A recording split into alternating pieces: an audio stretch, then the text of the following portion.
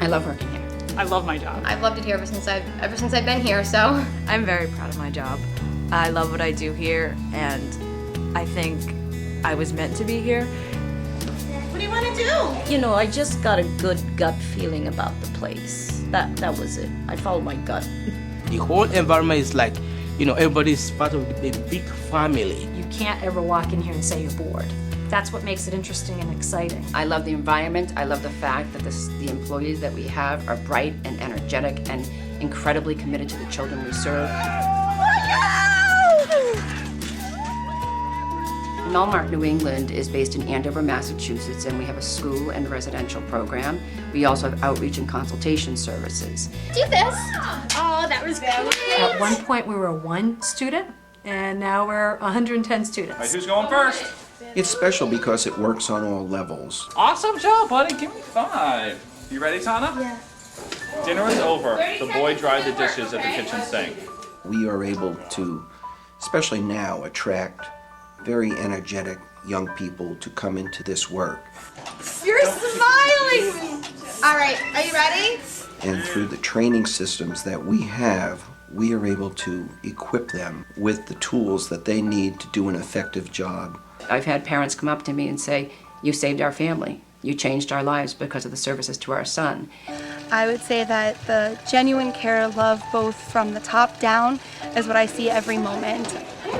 Here we are, like, go pick up.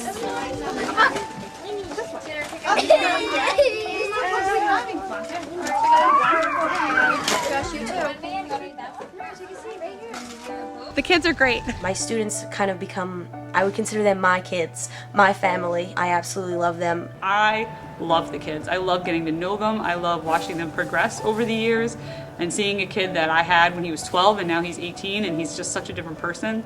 Oh, the kids are great. They make me laugh. Sometimes when I'm not supposed to be laughing, they crack me up. The kids have personalities. You can get that. Okay, buy an apple for $1. Do you have enough money? Over here, pal. Whoa. Tim. Oh, now show me you're ready. What's this? Is a belt? A belt. That's right, pal. What's this? Is a sweatshirt. All right, dude. Oh, you okay? All right. Every single kid here we have is just incredible. Today I brought in a student and I hadn't seen him all week, and the first thing he did was hug me. You ready? That's a different one. The primary population that Melmark serves is children with autism spectrum disorders. When you serve individuals with challenging repertoires of behavior 24 hours a day, 365 days of the year, you live with that challenge every day yourself. I think for me, I'm always thinking about it. Dan, this way.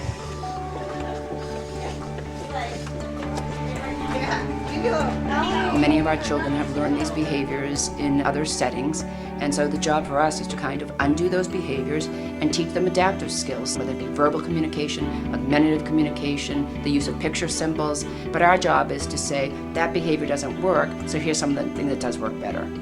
Our kids at Melmark are no different than any other kids in that they have emotions. They get scared, they get frightened, they get frustrated, they get anxious. But unfortunately, they don't have the capacity or the skills to express those needs or those emotions. For a number of our children, the road to Melmark is not paved with success, but rather paved with failure. And so for many of our children, they have failed 4 or 5 other educational programs. And imagine as a parent, you get a call from the school system that says, "Come get your child and don't bring them back." Those behaviors can range from a variety of different topographies, but oftentimes we serve individuals with aggression towards others, aggression towards themselves, which we define as self-injury, so they tend to hurt themselves. We have individuals with destructive behaviors to property. We have folks that like to elope, in other words, run away. So we're an opportunity and a place of hope where children have never succeeded before.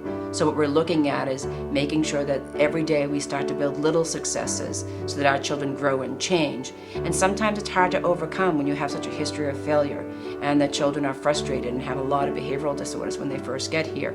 But for many of our kids, after 6 to 9 months, we're looking at just teaching skills and we're just building on success after success.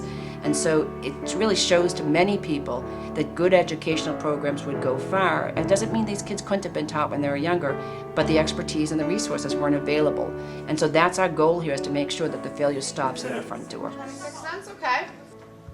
Nice job figuring it out independently, sir. 74 cents. Good job. All right, let's see if you can give it to me. 50. That's 74 cents. Perfecto. I think that staff stay at our agency for a long period of time because they get excellent mentorship opportunities, training opportunities, professional development that's individualized to the person so that they continue to feel challenged professionally. We actually, to tell you the truth, have to force people to take vacations, but we do that under the guise of we know what it takes to come back in and do 40 hours worth of rah, rah, rah, let's teach, let's have fun. Right. I think one of the things that keeps staff employed at our agency is that everyone speaks the same language and we operate under a behavioral model, and you don't have to convince people who work here or even service recipients of the validity of the science with which we use. Nice job giving. Nice. Good sorting, buddy. Our goal is that realistically many of our staff over 3 or 4 years may move on from us, and they may go into a public school setting, they may need to go to another private setting, they may decide to go into speech and language pathology. What's most important to us is that the individuals we train learn to love the field and never leave the field of human services. Who's a stranger? Are your teachers strangers? No. When people say it's hard, I think, I don't see it that way. It's exciting. We change children's lives. To follow a child through their lifespan in terms of milestones and commitment, in terms of getting things to be at a point that they're successful, I don't think that's hard. Is it really hard work? Yes. But is it hard every day? No. First of all, we all have to be positive. We have to be responsible. You and Josh are on team, and you're going to be on team with Nate. So you guys have to come up with a team name. We're going to play Family Feud. I'm thinking either wolves Team or Chipmunks, dinosaurs. all right. What do you think? Wolves or dinosaurs? What do you think? Wolves? You're a man after Owen's heart. Okay, Alpha wolves? yep. Alrighty. Alpha wolves. You ready? What's alpha? Well, maybe you and Owen can talk about it later. We have a young individual who we've served now for about 6 years, and he'll be leaving us. He'll be leaving us early, actually, at 18 years of age, and that's a good thing. It's a good thing in that he doesn't need our service delivery. He's, in a sense, outlived us. He's going to be transitioning back home. Most exciting, he's going to be graduating.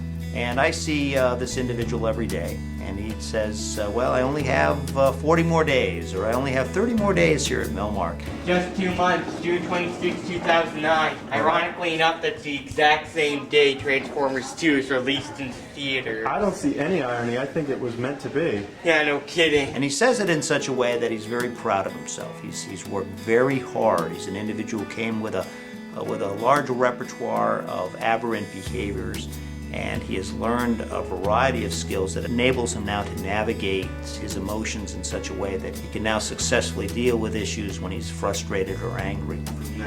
Oh, thanks, Owen, we do. No problem. But he indicated to me, he says, well, you know, would it be okay if somebody asked me, like, well, where did you go to school, or what did you do before you had this job, or such? Would it be okay if I said I didn't go to Melmark?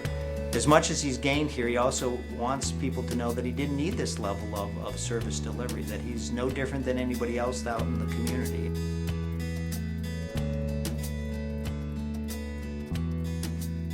Very often what's talked about in applied behavior analysis is, you know, kids get better at the data, the skill acquisition, and how well they do. But what they don't talk about is the change in families, and the fact that for the first time in life sometimes, a child is really an intact member of a family, and that they can go to McDonald's and be successful. And many of us take that for granted. And I think for me, as proud I am of all the things we do at Melmark, I'm most proud when someone says you changed my family. We understand how fortunate we are to have Melmark in our lives. The education program is tops, the parent trainings are excellent, and the new building is more than, frankly, I ever could have hoped for our son. The real strength of Melmark is every person who walks in that door each day to help children like Brian learn and grow. Their commitment and dedication to creating an outstanding program for kids like Brian is inspirational. What started as an idea has turned into one of the nation's best educational programs for children with autism.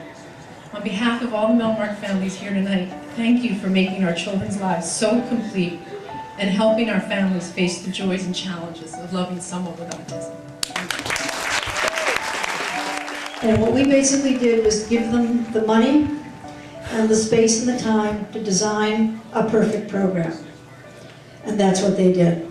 We are so proud of it, and we are so proud of our 10 years of all being together, making this thing happen for the children of Massachusetts, even as we make it happen for the children and adults of Pennsylvania.